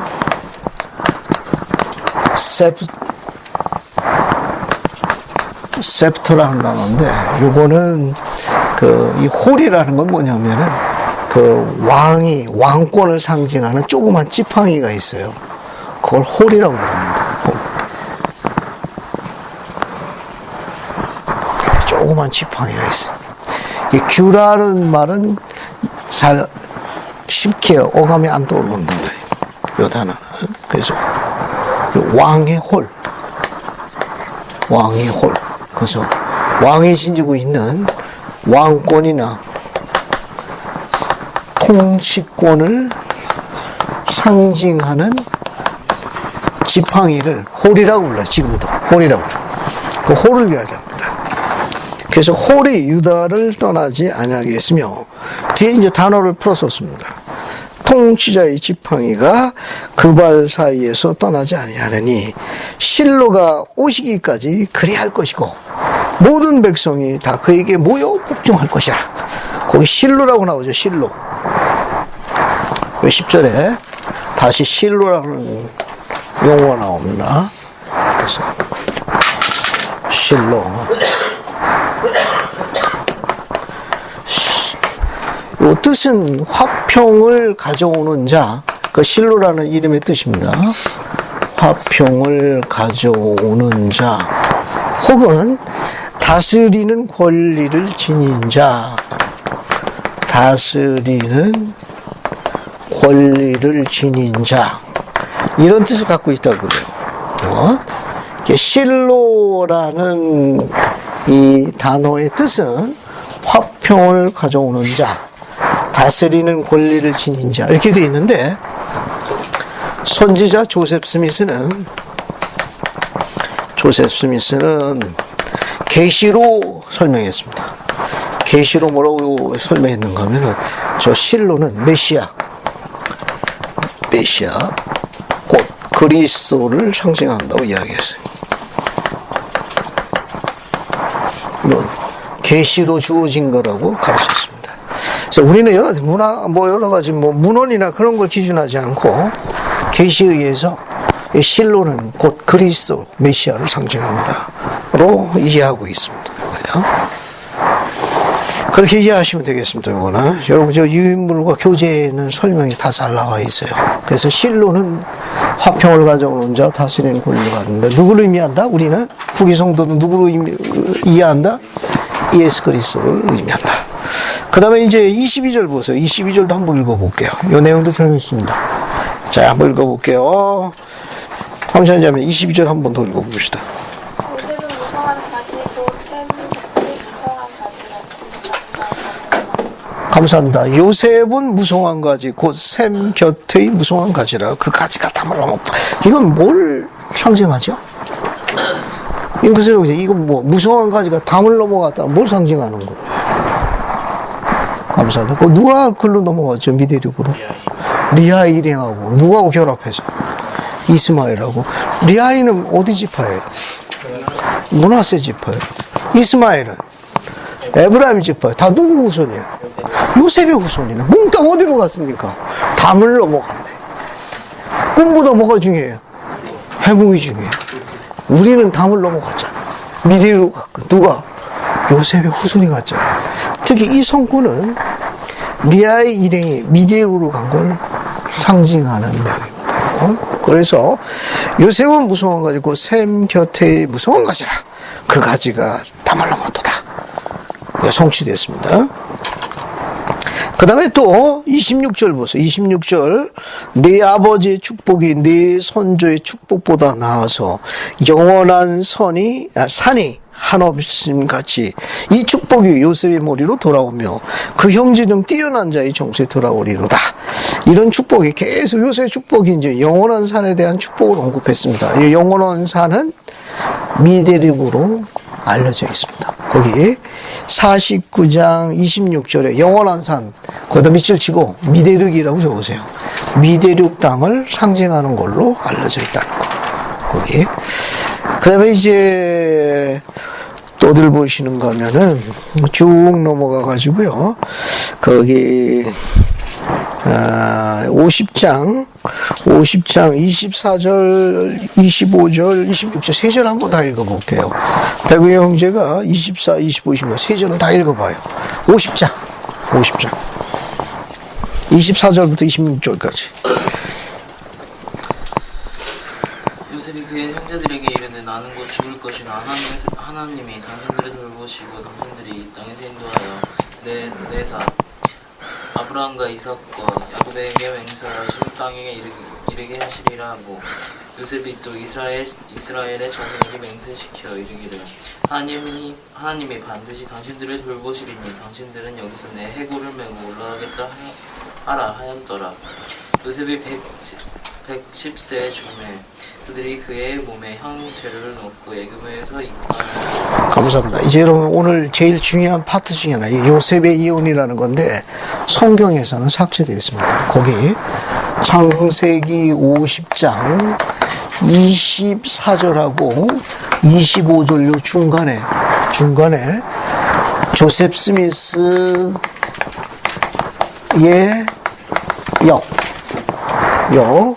그래서 거기 창세기 50장 24절부터 36절이라고 해가지고 13절이 추가됐습니다. 이게 성경에서 어떻게 됐느냐? 삭제됐어요. 그래서 영감력에 추가된 게 몇 절이냐? 13절이 추가됐어요. 우리가 갖고 있는 경전 안에서 뒤에 있습니다. 경전 안에서 뒤로 갑니다. 경전 안에서 뒤에 조셉 스미스의 역 50장 24절부터 36절까지 보세요. 거기 13절이 추가되어 있습니다. 우리 성경에서는 삭제된 거예요. 여러분 경전 안내서 뒤에 나옵니다. 뒤에. 오늘은 그 부분을 정리할게요. 거기까지 정리하고 출애굽기는 다음 시간에 하겠습니다. 자, 같이 보세요. 이것도 재밌습니다. 313쪽에 보면 있네요. 그죠? 제가 읽으면서 설명할 테니까 같이 보세요. 아주 중요한 예언서입니다. 이런 중요한 예언서가 창세기 원본에는 있었는데 사악한 자들의 손길에 의해가지고 삭제된 거예요. 한번 보세요. 자, 24절부터 봅시다. 중요한 것만 읽어볼게요. 요셉이 자기 형제에게 이르되 나는 죽어 내 조상에 가노니 나는 기쁨으로 내 무덤에 내려가노라. 내 아버지 야곱의 하나님이 너희와 함께하사 너의 속박의 고난에서 너희를 건져주기를 비노라. 이는 주께서 나를 찾으셨고 내가 주께 한 가지 약속을 얻었으니 곧 그 뒤에 내용을 잘 보세요. 오서로 자매님 곧서부터 읽어봐요. 곧 찾았어?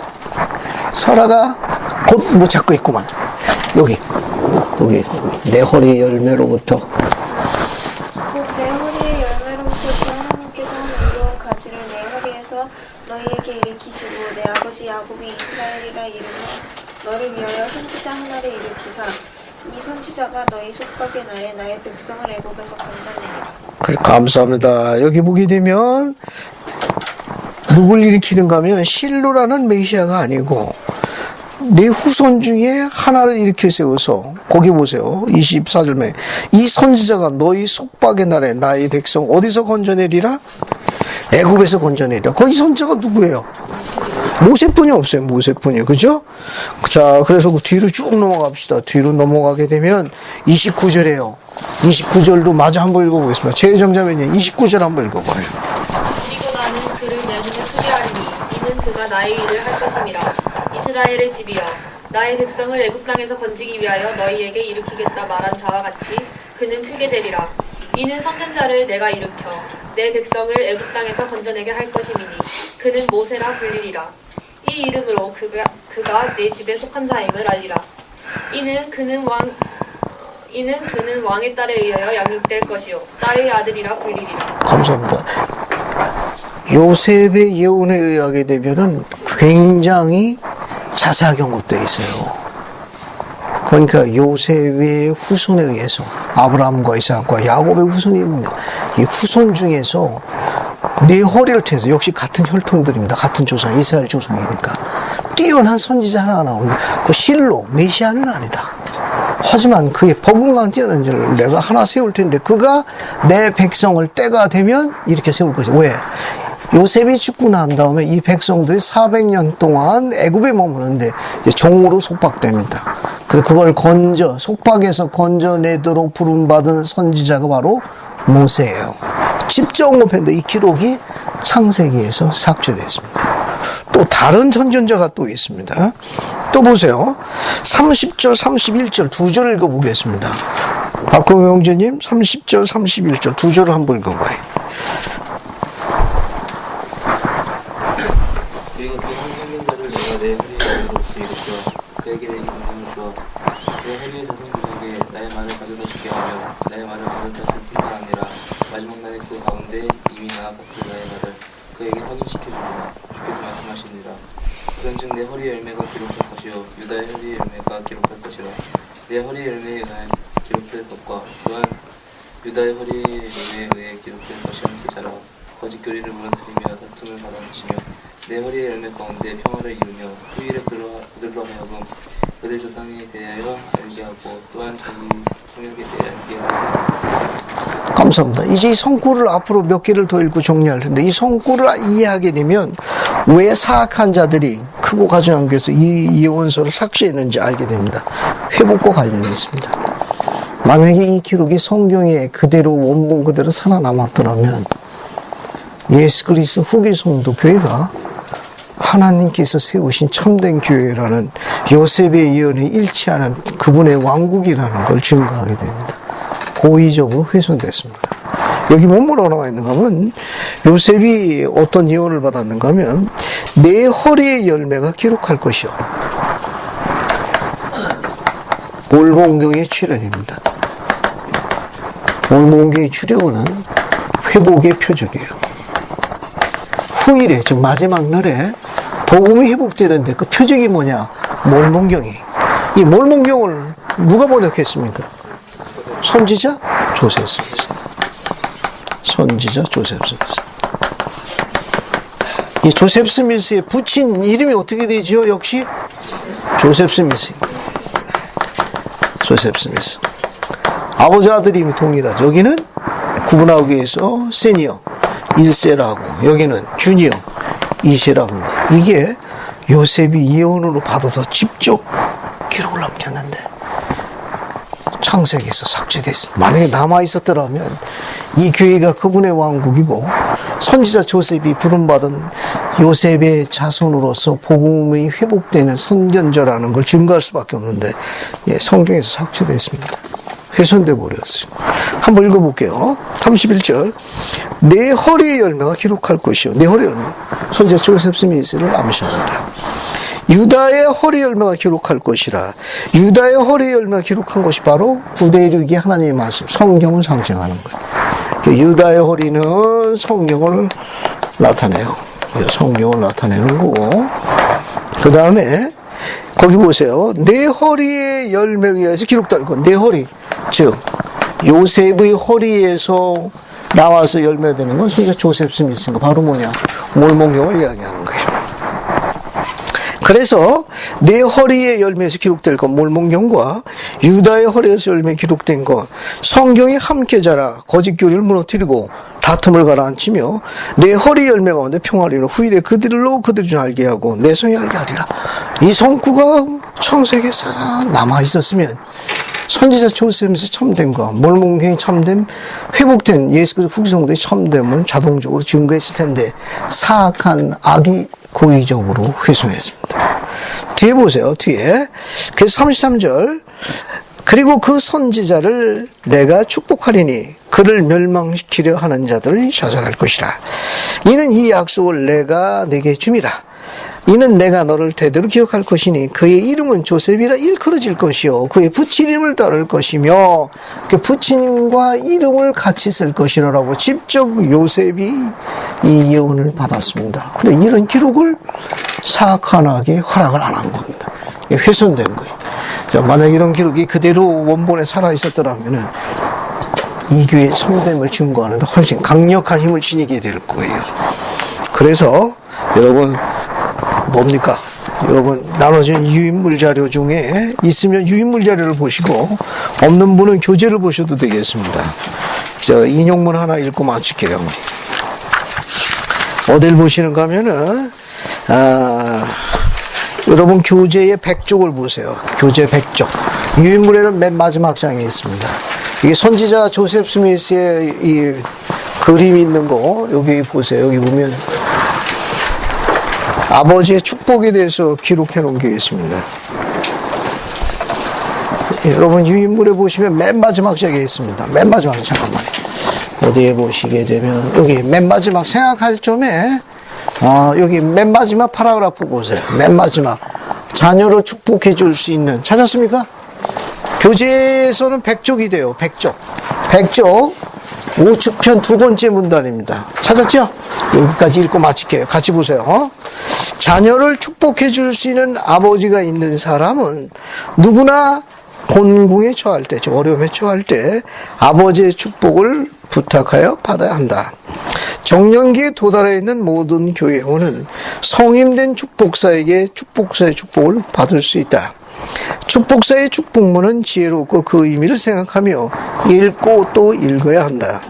축복이 주님의 영감을 통해 주어지듯 그 의미도 주님의 권능에 의해 분명하게 밝혀진다. 축복 내용의 성취는 본인 손에 달려있다. 축복사의 축복에 대해 존 윗소 장로는 이렇게 썼다. 이 축복은 진리의 대업을 위해 헌신할 것을 전제로 한 예언입니다. 축복의 내용은 노력해서 성취해야 합니다. 그렇지 않으면 그것은 공허만에 지나지 않습니다.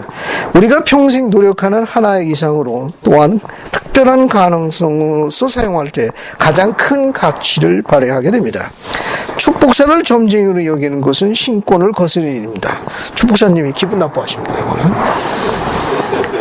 축복사는 우리가 노력하면 주님이 주실 은사를 말해줄 따름입니다. 그는 우리가 대가를 치르면 얻을 수 있는 신성한 목표를 가르쳐 줌으로써 우리를 도와줍니다.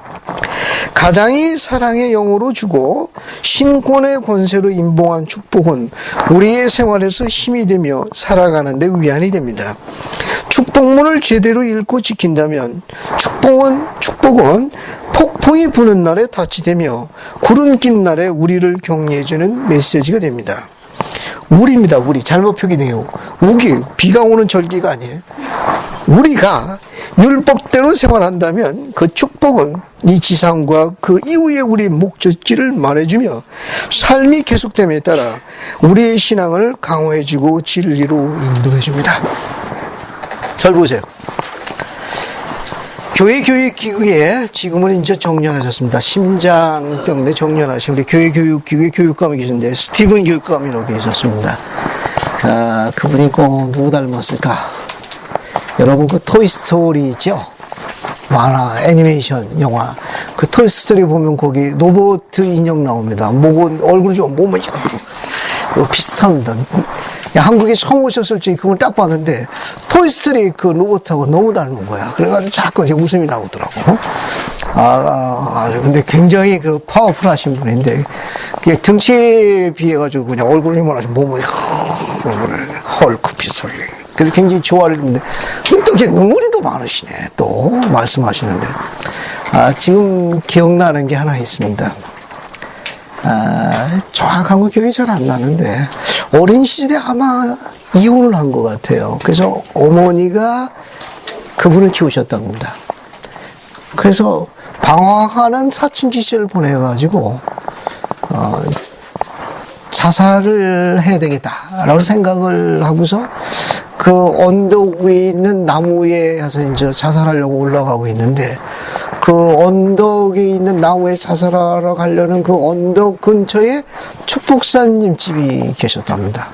그게 청소년이죠. 죽어라. 이제 앞서 올라가고 있어요. 저 높은 곳을 향하여 올라가고 있는데 올라가고 있는 자고를 누가 보니까 축복사님이래. 이리 오라고. 뭐 죽는 거 조금 늦게 가기로서지 그 축복사님이 불러서 그 집을 갔어. 축복사님이 스티브야, 너 왜 축복을 안 받니? 축복을 받아라. 그 축복에 대해서 말씀해 주시더라고요. 이 스티브라는 어린 소녀는 축복받고 죽어도 늦진 않겠다 싶어가지고. 뭐 기왕 죽는 거 축복받고 죽는다는데 뭐 문제가 있겠냐 싶어가지고 감독님의 도움을 요청해서 그 축복사님한테 축복을 받게 됐어요. 얘 축복받고 이제 죽어야 되겠다고 생각을 했답니다. 근데 그 축복사님 축복에 듣도 못한 축복을 하시더라는 거예요. 듣도 못한 축복을. 그대는 선지자와 함께 원탁에 앉아 자라나는 세대들을 축복하는 자리에 앉을 것이니라. 그 자기는 난 조금 있으면 이제 죽으러 갈 건데 선지자와 함께 원탁에 앉아 The Rising Generation, 자라나는 세대를 축복하는 자리에 앉아서 그들의 지도자가 될 것이다 라고 축복하시더라고요. 누구야 이거? 지금 축복하고 내가 목을 매달려고 지금. 그분이 이 위대한 예수 그리스도 후계 성도교회 교회 교육감으로 부름받으셨습니다. 매주 목요일 날 선지자 함께 원탁에 앉으셔서 세미나리아 종교에 있는 수많은 자라나는 세대를 축복하셨습니다. 그분은 축복사의 축복이 자기 삶을 바꿨다고 증거하셨습니다. 혹시 여러분 가운데 아직 축복사의 축복을 안 받은 자라나는 젊은이가 있으면 가능한 한 가장 빠른 시간 내에 감독님을 찾아가십시오. 감독님을 찾아가가지고 축복사의 축복을 요청하십시오. 축복사님에게 접견을 요청하신 다음에 여러분의 소망, 잘하고 싶은 것, 그런 부분에 대한 여러분의 약점, 모든 것에 대해서 그분과 이야기를 나누십시오. 그러면 그분께서는 영감의 인도에 따라가지고 여러분의 혈통과 주님께서 시키실 일에 대해서 여러분에게 축복하실 겁니다. 그것은 여러분 자신의 경전이며 여러분의 새로운 혈통을 잇는 여러분의 새로운 가문의 시작입니다. 그것이 바로 축복사의 축복문이에요. 이미 받은 자라나는 젊은이들은 오늘 집에 들어가게 되면 축복사의 축복문이 어디서 먼지가 쌓이는지를 추적하는 일입니다. 찾아가지고 오늘 저녁에 읽는 거예요. 읽고 주님께 여기에 대한 약속을 수행할 수 있도록 도와달라고 강구하는 일입니다. 시간이 나면 그 축복문을 스몰 카피해서 여러분의 지갑에 넣은 다음에 자주 읽어서 거의 암송할 만큼 읽으십시오. 그러면 주님께서 여러분이 진로나 진학, 결혼 문제 있을 적에 그분의 위로와 영감을 받으실 수 있습니다. 말할 수 없는 이 캄캄한 어둠의 바닷가, 그 폭풍우 속에서 등대처럼 빛나게 해주는 게 축복사의 축복문입니다. 거센 폭풍으로부터 안전하게 다스리게 해주는 게 축복사의 축복문이에요. 자주 읽으시고 그 부분에 대해서 도와달라고 주님께 간구하면 길은 놓여 있으니까 따라가시면 행복이 나는 종착지에 도착하게 될 겁니다.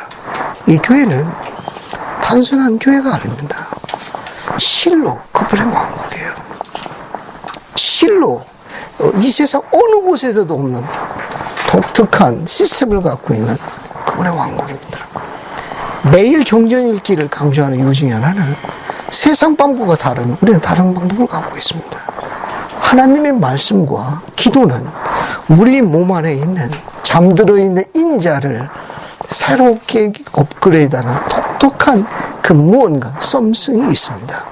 그래서 그걸 매일 하라고 권고하는 것 중에 하나는 그런 경험을 나눠달라는 겁니다. 그래서 여러분은 온유함에 대해서 공부하게 될 거예요. 오래 참여해서 공부할 겁니다. 종교교인에 다녀오면 다녀올수록 점점 영혼이 성장하는 걸 느끼게 될 겁니다. 그래서 다른 사람을, 특히 사랑하는 사람, 지금은 가족이 되겠지만 앞으로는 더 사랑해야 할 미래의 가족을 만나게 될 겁니다. 여러분을 통해 가지고 그들을 축복할 수 있는 도구로 부름받는 건 익사이팅한 축복의 첫 시작입니다. 그 일에 동참할 수 있기를 예수 그리스도로 감사합니다. 아멘.